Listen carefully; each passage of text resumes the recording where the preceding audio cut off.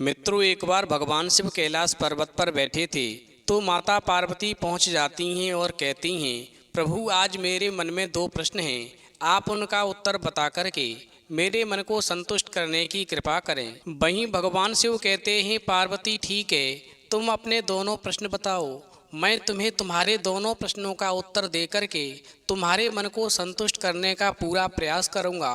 तो माता पार्वती कहती हैं, प्रभु मेरा पहला प्रश्न है, सत्य की डगर कितनी कठिन होती है। मेरा दूसरा प्रश्न है, बेईमानी से कमाया हुआ धन कितने दिन तक ठहरता है। वहीं दोनों प्रश्नों को सुनने के बाद में भगवान शिव कहते हैं, पार्वती तुम्हारे दोनों ही प्रश्न बहुत ही महत्वपूर्ण और ज्ञानवर्धक हैं, इसलिए मैं तुम्हें तुम्हारे दोनों प्रश्नों के उत्तर एक छोटी सी कहानी के माध्यम से देता हूँ, जिससे तुम्हारी समझ में ठीक से आ सके। इसलिए जब तक मैं तुम्हें कहानी सुनाऊँ, इस कहानी को पूरा और मन से सुनना, क्योंकि आधी अधूरी कहानी सुनने से हमेशा आधा अधूरा ही ज्ञान प्राप्त होता है, जो जीवन में कभी काम नहीं आता। वहीं माता पार्वती कहती हैं, प्रभु ठीक है, आप कहानी शुरू कीजिए। आप जब तक कहानी सुनाएंगे मैं कहानी को पूरा और मन से सुनूंगी। तो मित्रों, कहानी शुरू करने से पहले मेरा आप सभी से अनुरोध है कि आप हमारी कहानी में खो जाएं। उससे पहले हमारे चैनल को सब्सक्राइब करके बेल आइकन अवश्य दबा लें, जिससे हमारी हर वीडियो का नोटिफिकेशन सबसे पहले आप तक पहुंच सके और आप हमारी हर वीडियो से प्राप्त ज्ञान का अपने जीवन में लाभ उठा सकें। तो आइए कहानी शुरू करते हैं। भगवान शिव कहते हैं, पार्वती बहुत समय पहले पहाड़ों की तलहटी में बसे नगर में एक सौदागर रहता था। उसका बड़ा नाम था। नगर के प्रभावशाली लोग उसके मित्र थे। वो लोग कारोबार में सौदागर की मदद करते थे और सौदागर जो था अपनी चीजें घोड़ों पर लाद करके छोटे छोटे नगरों और आसपास के क्षेत्रों में भेजा करता था। वहीं उसकी पत्नी भी बहुत भली थी, चरित्रवान थी और सत्य की राह पर चलने वाली थी। इसीलिए वो लोगों की बहुत ही चहेती थी, क्योंकि सौदागर की पत्नी का स्वभाव बहुत ही अच्छा था और वो बहुत सुंदर भी थी। भगवान शिव कहते हैं, पार्वती एक दिन सौदागर ने अपनी प्रिय पत्नी से कहा कि वो दूसरे देश की यात्रा करना चाहता है ताकि उसका कारोबार और बढ़े। तो पत्नी ने हाँ कर दी। फिर सौदागर ने अपने मित्रों से कहा कि वो पहाड़ी क्षेत्र से बाहर जाएगा और व्यापार बढ़ाएगा, वहीं अपना सामान भी साथ ले जाएगा और वहाँ की खास चीजें ला करके वहाँ अपने नगर के लोगों में बेचेगा। तो मित्रों ने भी हाँ कर दी और फिर इस प्रकार सौदागर ने जब अपने साथियों और अपनी पत्नी से विचार विमर्श कर लिया, तो फिर अपने कारोबार को चलाने की जिम्मेदारी सौदागर ने अपने एक व्यापारी मित्र को दे दी और कहा कि वो पूरा हिसाब किताब बनाए रखे, जो भी मुनाफा हो वो उसकी पत्नी को दे दिया करे। वहीं सौदागर का व्यापारी मित्र जो था, उसने सौदागर की बात को मानकर हाँ कर दी और कहा, तुम चिंता मत करो, तुम अपना कारोबार बढ़ाने के लिए जहाँ भी जाना चाहते हो चले जाओ। तुम्हारी अनुपस्थिति में मैं तुम्हारे कारोबार का पूरा ख्याल रखूंगा और जो भी मुनाफा होगा वो तुम्हारी पत्नी को दे दिया करूंगा। आखिरकार मैं मित्र तुम्हारा हूँ और मित्र वही होता है जो मित्र के काम आए। तो मुझ पर पूरा भरोसा करो। भगवान शिव कहते हैं, पार्वती इस प्रकार सौदागर ने अपने व्यापारी मित्र की बात को सुनकर के पूरा भरोसा कर लिया और फिर एक सप्ताह के बाद में सौदागर अपने एक नौकर और घोड़ों पर सामान रखवा करके अपनी यात्रा पर निकल गया। वहीं उसकी यात्रा लंबी थी और कठिन भी थी। खैर, नदी नालों और दुर्गम रास्तों को पार करता हुआ सौदागर प्रवर सेन के क्षेत्र में पहुंचा, जिसका राज्य नर्मदा तक फैला था। वहां व्यापार की असीम संभावनाएं थीं। वो वहां पर रुका और अपने परिश्रम तथा योग्यता से क्रय विक्रय के काम में व्यस्त होकर के नाम कमाने लगा। वहीं कुछ ही समय में उस सौदागर ने बहुत सारा धन कमा लिया। इधर उसका मित्र उसका कारोबार हड़पने के उद्देश्य से षड्यंत्र रचने लगा। सौदागर का जो व्यापारी मित्र था वो ना तो सौदागर की पत्नी को मुनाफे का पैसा ही देता था और ना ही कोई हिसाब किताब रखता था। वहीं सौदागर की पत्नी ने जब सौदागर के व्यापारी मित्र की नीयत में खोट देखा तो सौदागर की पत्नी ने दीवान के पास जाकर शिकायत की। वहीं शिकायत करने के बाद में सौदागर का व्यापारी मित्र जो था वो उसकी पत्नी से और भी खफा हो गया। वहीं उसने सौदागर की पत्नी को मारने की योजना बनाई, क्योंकि उसके जीवित रहते वो सारा कारोबार हड़प नहीं कर सकता था। भगवान शिव कहते हैं, पार्वती, इस प्रकार व्यापारी मित्र ने अपने खास नौकर को गुप्त रूप से बुला करके सौदागर की पत्नी को तभी नदी में डुबाने की एक योजना बताई और अपने नौकर से कहा, जब वो सुबह सुबह नदी के पास में देवी मंदिर में पूजा करने के लिए जा रही होगी तब वो उसे बाढ़ से उफनती नदी में किसी तरह फेंक दे और उसके बदले में वो उसे ढेर सारा धन देगा। वहीं सौदागर के मित्र का जो नौकर था वो धन के लोभ में आ गया और सौदागर की पत्नी को नदी में फेंकने की योजना बनाने लगा।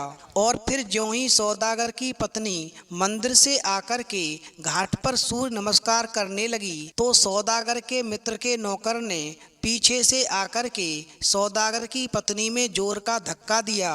वहीं सौदागर की पत्नी चिल्लाई और एकदम से पानी में गिरी और फिर पानी के बहाव के साथ में वो बह गई। भगवान शिव कहते हैं, पार्वती, सच का रास्ता कठिन होता है लेकिन अंत में सुख देता है, क्योंकि जिस समय सौदागर की पत्नी नदी के जल में बह गई तो आगे एक माझी सेतुबंध के पास में अपनी नौका बांधने के लिए आ रहा था। वहीं सौदागर की पत्नी डूबने ही वाली थी कि माझी ने पानी में तैरते उसके बाल पकड़ लिए और फिर ऊपर खींचा और नाव में रख लिया। चूंकि सौदागर की पत्नी के शरीर के अंदर पानी घुस गया था इसलिए वो सांस नहीं ले पा रही थी। वहीं माझी ने बेसुध सी महिला को अपने घर की ओर ले जाना चाहा ताकि उसका इलाज करा सके। भगवान शिव कहते हैं, पार्वती, मगर जब माझी ने उस स्त्री के हाथों और गले में आभूषण देखे तो वो समझ गया कि ये महिला जरूर किसी धनवान घर की है। अब कौन है, लेकिन इसको बचाना तो होगा ही। वहीं माझी नाव को अपने गांव की तरफ ले जाने लगा। उसका चप्पू तेज तेज चलने लगा और गांव के पास पहुंचते ही उसने नाव किनारे से बांध दी और कंधे पर उठा करके उस महिला को अपनी झोंपड़ी में ले गया और अपनी पत्नी को पुकारने लगा। वहीं उसकी पत्नी भागती भागती आई और कहने लगी, कौन है, आप किसकी लाश उठाकर लाए हो? वहीं माझी अपनी पत्नी से कहने लगा, ना जाने कौन है, मैंने डूबते देखा, पानी में सिर्फ इसके बाल नजर आ रहे थे। मैंने मुश्किल से नाव में खींच करके इसे डाला और मैं इसकी जान बचाने के लिए अपने साथ घर ले आया। मुझे लगता है कि इसके फेफड़ों में पानी भर गया है, ये बचेगी नहीं। वहीं माझी की पत्नी कहने लगी, इसे गौर से देखो, अभी इसकी सांस रुकी नहीं है। फिर तो दोनों ने मिलकर के उस स्त्री की गर्दन टेढ़ी करके पानी निकालने की कोशिश की। वहीं माझी की पत्नी सौदागर की पत्नी को मुंह में सांस देने लगी। इस प्रकार माझी और उसकी पत्नी की मेहनत रंग लाई और सौदागर की स्त्री पुनर्जीवित सी होने लगी। वहीं दोनों ने उठाकर सौदागर की पत्नी को बिस्तर पर लिटाया और उसके शरीर को गर्म रखने की कोशिश की। भगवान शिव कहते हैं, पार्वती, वहीं माझियों की बस्ती में सब जान गए कि एक डूबती महिला को बचाया गया। वहीं कुछ दिनों में सौदागर की पत्नी स्वस्थ हो गई। फिर उसने माझी और माझी की पत्नी को बताया कि वो कौन है और उसके पति का मित्र कैसे कैसे षड्यंत्र रचने लगा है। इस पर माझी की पत्नी बोली कि जब तक आपके पति लौटकर ना जाएं तब तक आपको हमारे साथ ही रहना चाहिए, नगर में जाना सुरक्षित नहीं है। फिर तो माझी और उसकी पत्नी की बात को सुनकर के सौदागर की पत्नी जो थी उनके साथ में ही रहने लगी। और इतना ही नहीं, सौदागर की पत्नी माझी की पत्नी का हाथ भी बटाने लगी। कहीं चंपू ठीक करती, कभी खाना बनाने में सहायता करती और कभी गेहूं पीसने के लिए चक्की लेकर बैठ जाती। वहीं एक दिन सौदागर की पत्नी झोंपड़ी के बाहर चटाई पर बैठकर के एक कपड़ा बिछाकर गेहूं पीस रही थी कि वहां से गांव का सरदार घोड़े पर आया और उसने जब सौदागर की सुंदर रूपवती स्त्री को देखा तो घोड़े से उतर गया और उसके समीप आया और कहने लगा, तुम यहाँ की तो लगती नहीं हो। तो वो स्त्री कहने लगी, हाँ मैं कहीं दूसरी जगह से आई हूँ। वहीं सरदार कहने लगा, क्या तुमने माझी के साथ में ब्याह किया है?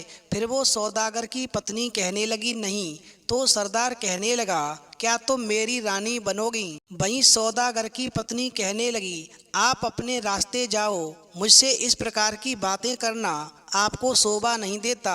मैं एक चरित्रवान और सत्य पर चलने वाली स्त्री हूँ। मैं अपने पति के सिवा किसी के बारे में सोच भी नहीं सकती हूँ। मगर वो बेचारी क्या करती, सरदार पैसे वाला था और ताकतवर भी था। उसने सौदागर की पत्नी का हाथ पकड़ लिया और घोड़े पर बिठाने लगा। वहीं सौदागर की पत्नी चिल्लाई तो अंदर से माझी की पत्नी बाहर आ गई और वो सरदार के पास आई और कहा, सरदार इसे छोड़ दीजिए, ये एक भली औरत है। वहीं माझी भी गरीब परिवार से था, इसलिए माझी और उसकी पत्नी की सरदार के आगे कोई भी नहीं चली। और फिर सौदागर जबरदस्ती कहने लगा, ये एक भली औरत है, तभी तो इसे ले जा रहा हूँ। और ऐसा कहकर के सरदार ने घोड़ा भगाया और कुछ ही देर में ओझल हो गया। भगवान शिव कहते हैं, पार्वती, सरदार का घर छोटी पहाड़ी पर था। उसने सौदागर की पत्नी को आंगन में बनी एक कोठरी में बंद किया और बाहर से साकल चढ़ा दी और कहा, मैं कल ही तुम्हारे साथ ब्याह करूंगा और फिर अपनी रानी बना के रखूंगा। और ऐसा कहकर के वो सरदार एक बड़े मकान में घुस गया। वहीं कोठरी के भीतर सौदागर की पत्नी रोती सिसकती रही, मगर उसकी सहायता को कौन आ सकता था। वहीं संध्या के समय सरदार की एक सेविका मोटे अनाज की खिचड़ी लेकर के सौदागर की पत्नी के पास आई। वहीं सौदागर की पत्नी ने सोचा कि यहाँ से भागने का केवल यही मौका है, मुझे यहाँ से किसी भी तरह से निकल जाना चाहिए। और फिर सौदागर की पत्नी ने उस सेविका से कहा, बहन मुझे बहुत तेज प्यास लगी है, क्या थोड़ा पानी लाकर दोगी? वहीं सरदार की नौकरानी पानी लेने दूसरी तरफ गई तो सौदागर की पत्नी ने मौका देखकर के चुपचाप बिना कोई आहट किए निकलने का रास्ता ढूंढा और आंगन से बाहर आई और पेड़ों के पीछे छिपकर के पहाड़ी से उतरने लगी। वहीं सौदागर की पत्नी का दिल धड़क रहा था कि कहीं सौदागर ढूंढता हुआ बाहर न आ जाए और उसे दोबारा कहीं ना पकड़ ले। इधर तो सौदागर की पत्नी अपने पतिव्रत धर्म को बचाने के लिए कांटों भरी रास्ताओं पर चल रही है और उधर प्रवरसेन की नगरी में सौदागर अपनी पत्नी के लिए आभूषण खरीद रहा था और अपनी आखिरी पोटली खोल करके उसे बेचने के लिए वहाँ के एक व्यापारी के साथ में चुकौती कर रहा था। इधर सौदागर की पत्नी जो थी रात में एक मंदिर में छुप जाती है और पूरी रात मंदिर में बिताने के बाद में देर रात तक पहाड़ियों में चलती रहती है, ना ठौर ना कोई ठिकाना, आखिर उसे कहाँ तक जाना है। तभी उसे कुछ आवाज़ सुनाई देती है। जब सौदागर की पत्नी देखती है तो दूर से कुछ घोड़े पहाड़ी रास्ते पर चले आ रहे थे। वहीं घोड़ों को देख कर के सौदागर की पत्नी रुक जाती है। उधर घोड़ों पर सामान लदा था। घोड़ों को हाँकता हुआ एक व्यक्ति आ रहा था। जब उसने सौदागर की पत्नी को देखा तो वो भी वहाँ रुक गया और पूछने लगा, तुम्हें कहाँ जाना है? भगवान शिव कहते हैं, पार्वती, इस संसार में हर इंसान एक जैसा नहीं होता, कुछ धर्म पर चलने वाले भी हैं। वहीं उस व्यक्ति की बात को सुनकर के सौदागर की पत्नी कहने लगी कि इस जंगल से बाहर मुझे कहीं भी ले चलो। मुझे किसी गांव या बस्ती तक पहुंचा दो।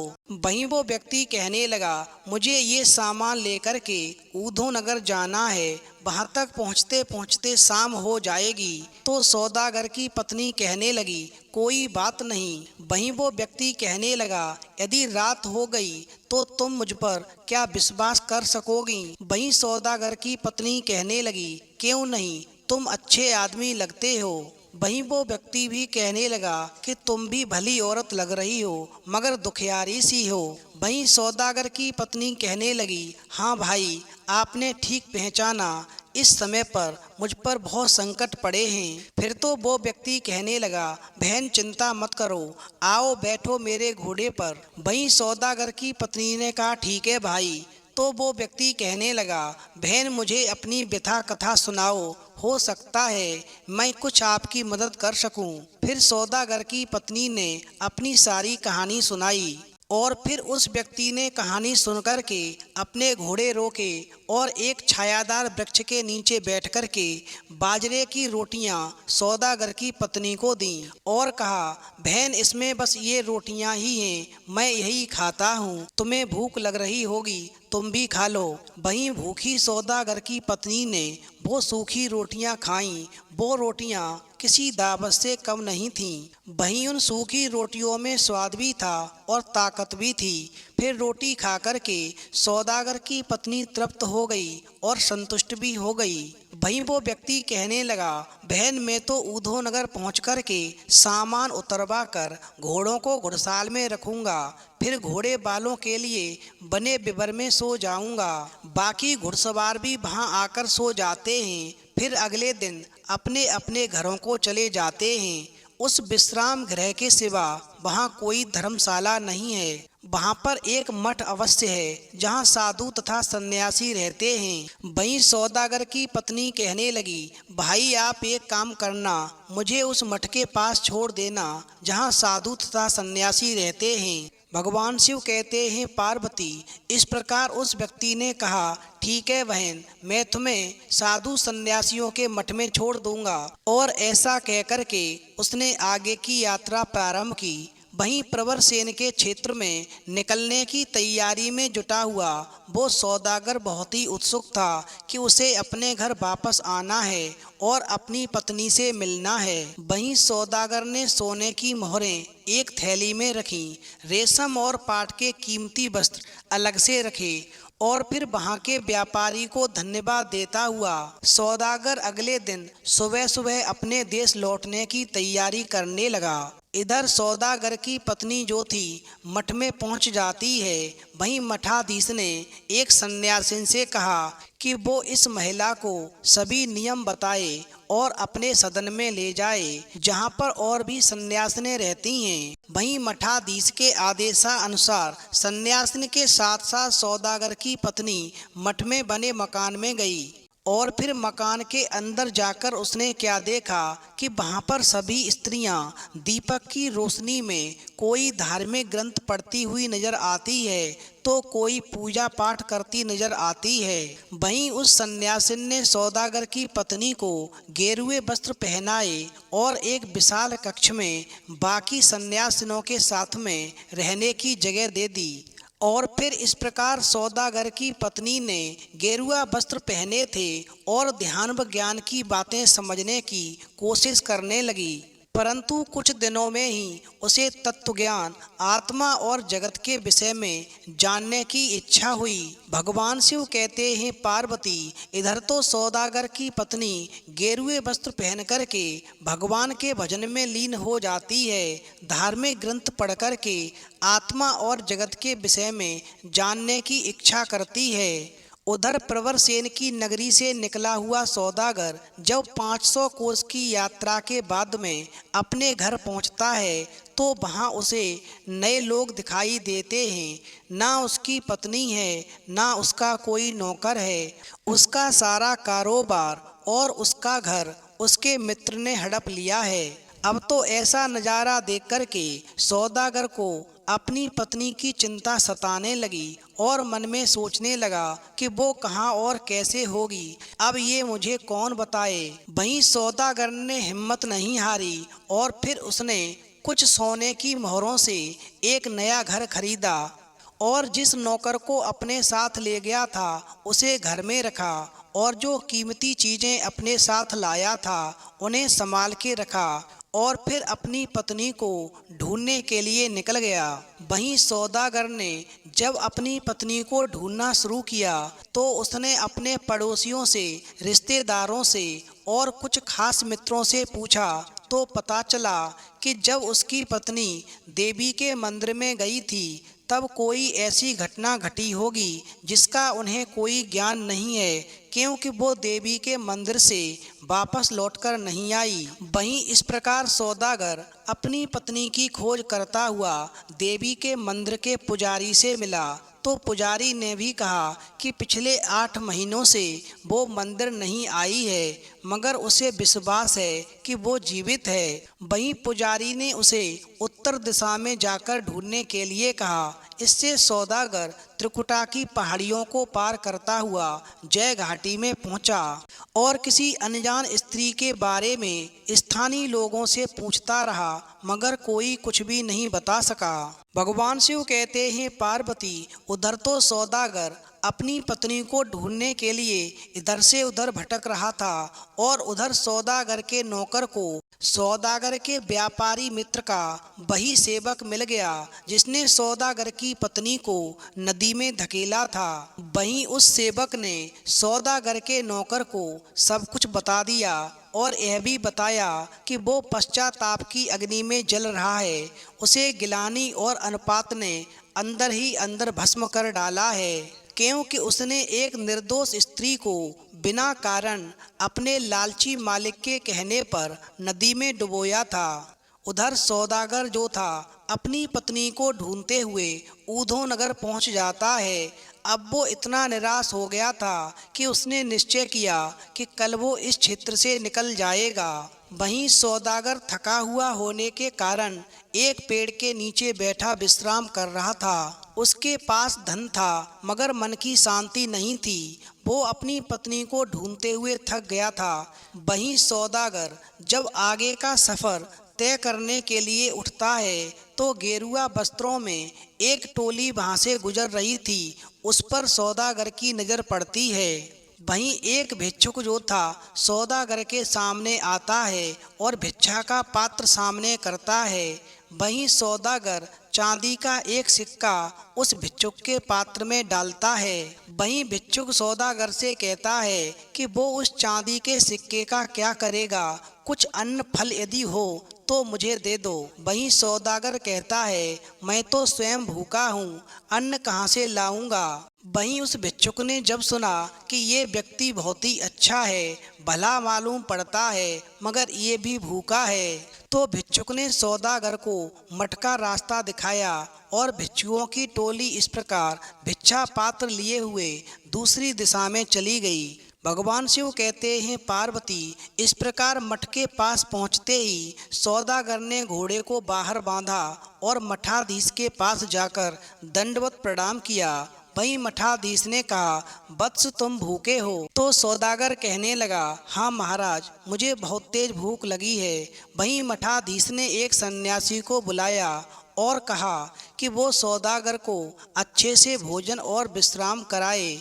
वहीं सौदागर प्रणाम करके सन्यासी के साथ बाहर की एक पर्ण कुटीर में चला गया और फिर खाना खाने के बाद में दोपहर के बाद जब सौदागर बाहर बंधे हुए अपने घोड़े की रस्सी खोल रहा था तब उसकी पत्नी ने अपने पति को देख लिया, क्योंकि वो भी मठ के अंदर थी। फिर तो सौदागर की पत्नी समझ गई कि उसका पति उसे ढूंढते ढूंढते यहाँ तक आया है। फिर तो सौदागर की चरित्रवान स्त्री भागती हुई सन्यासिनी के पास गई और उसने उसे बताया कि बाहर जो व्यक्ति खड़ा है वो उसका पति है। वहीं सौदागर की पत्नी की बात को सुनकर के सन्यासिन ने उसी समय एक भिक्षुक को मठ के द्वार के पास भेजा और कहा कि वो इस आगंतुक को यहाँ से जाने ना दे। वहीं भिक्षुक ने सौदागर को बताया कि सन्यासिन ने उसे रोकने को कहा है। वहीं भिक्षुक उसे वापस पर्ण कुटीर में ले आया और फिर इस प्रकार सौदागर ने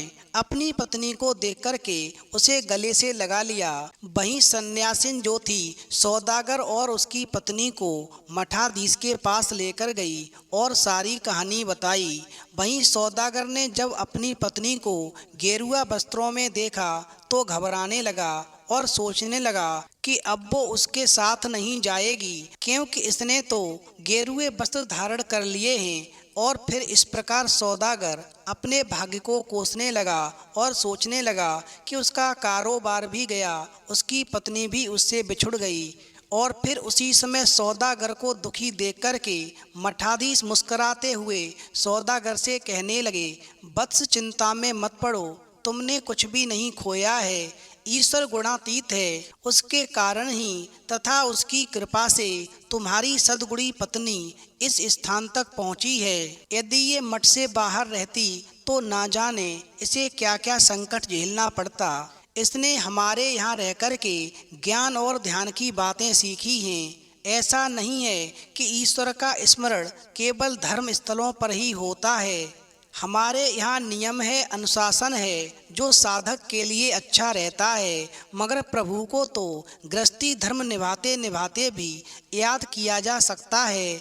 इस कारण मैं तुम दोनों को आशीर्वाद देता हूँ कि तुम्हारा गृहस्थ जीवन सुखमय हो, क्योंकि जो स्त्री चरित्रवान और सच के रास्ता पर चलती है उसे कठिनाइयों का सामना करना ही पड़ता है, लेकिन अंत में जीत उसकी निश्चित होती है। वहीं मठाधीश का आशीर्वाद पाकर के सौदागर और उसकी पत्नी दोनों वहाँ से निकल आए। भगवान शिव कहते हैं, पार्वती इस प्रकार घर पहुँचते ही जब सौदागर के नौकर ने अपनी मालकिन को देखा तो उसे यकीन ही नहीं हुआ।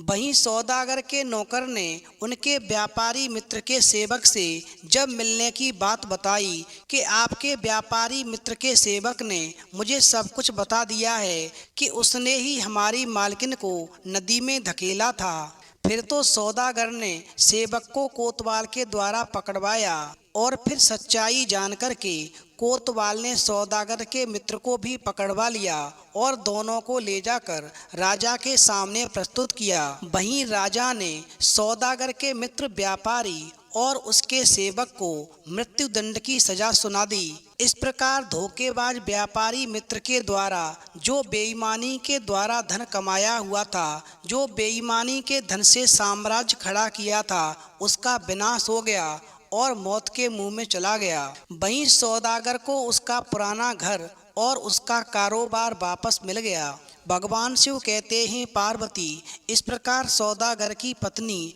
अपने पति सौदागर के साथ वापस अपने पुश्तैनी घर में आ गई। फिर तो नौकरों और रिश्तेदारों ने उन दोनों का स्वागत किया। वहीं सौदागर ने घर में प्रवेश करने से पहले 7 घोड़ों पर अनाज, दालें इत्यादि लदवा कर अपने चहेते नौकर को इस सामान के साथ ऊधो नगर के मठ में भेजा और कहा, ये सारा सामान उस भिक्षुक को ढूंढ कर देना जिसने हमसे भिक्षा मांगी थी। और उस समय पर मेरे पास चांदी का सिक्का था जो मैंने उसे दिया था, मगर उसने मुझसे अन्न मांगा था। उस समय मेरे पास अन्न नहीं था तो मैं उसके भिक्षा पात्र में क्या डालता, मगर अब मेरे पास सब कुछ है। तुम ये सारा सामान ले जाकर उस भिक्षुक के पास तक पहुंचा दो।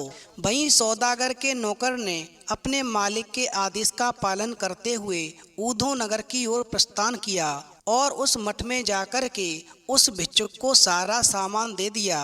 भगवान शिव कहते हैं, पार्वती इसके बाद सौदागर की पत्नी अपने पति के साथ अपने घर में सुखी जीवन बिताने लगी और वो हंसते खेलते अपना जीवन धर्मशीलता के साथ व्यतीत करते रहे। कभी कभी ऊधो नगर जाते और पुण्य पुरुष का आशीर्वाद मठाधीश से लेकर आते।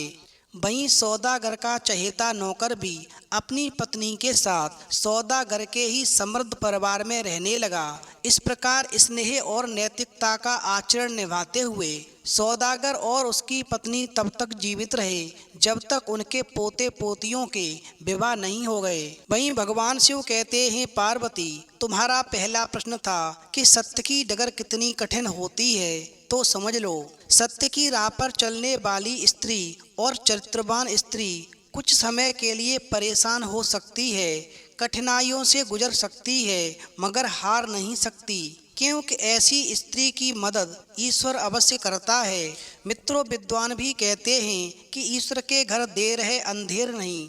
जिस प्रकार सौदागर की पत्नी को बड़ी से बड़ी कठिनाइयों से गुजरना पड़ा, परंतु उसने हिम्मत नहीं हारी और अंत में उसका खोया हुआ सब मिल गया और फिर पति के साथ सुखपूर्वक जीवन बिताने लगी। इसलिए हमेशा हर स्त्री पुरुष को सत्य की राह पर चलना चाहिए। वहीं भगवान शिव कहते हैं, पार्वती तुम्हारा दूसरा प्रश्न था, बेईमानी से कमाया हुआ धन कितने दिन तक ठहरता है? तो समझ लो, बेईमानी से कमाया हुआ धन इंसान को मौत के मुंह में ले जाता है और पाप का घड़ा भरते ही जीवन का सर्वनाश हो जाता है। जिस प्रकार सौदागर के मित्र ने सौदागर के धर्म साम्राज्य की बेईमानी की, तो ईश्वर ने उसे मिट्टी में मिला दिया, क्योंकि बेईमानी से जो इंसान साम्राज्य खड़ा करता है या किसी को धोखा देकर उसका धन हड़पता है, ईश्वर उसे उसी जन्म में उसका फल देता है।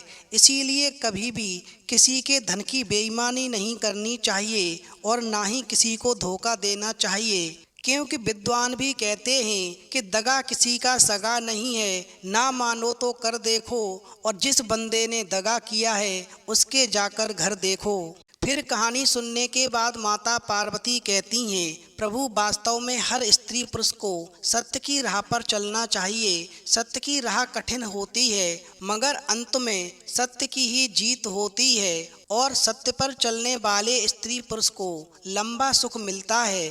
साथ ही कभी भी किसी के साथ में धोखाधड़ी नहीं करनी चाहिए, किसी का धन नहीं हड़पना चाहिए, क्योंकि इस कहानी से ये साफ हो गया कि बेईमानी से कमाया हुआ धन बहुत ज़्यादा समय तक नहीं टिकता और जीवन का सर्वनाश कर देता है। तो मित्रों, यदि आपको भी वीडियो पसंद आई हो तो प्लीज़ आप हमारे चैनल को सब्सक्राइब करें और भगवान शिव और पार्वती के लिए एक लाइक करना न भूलें।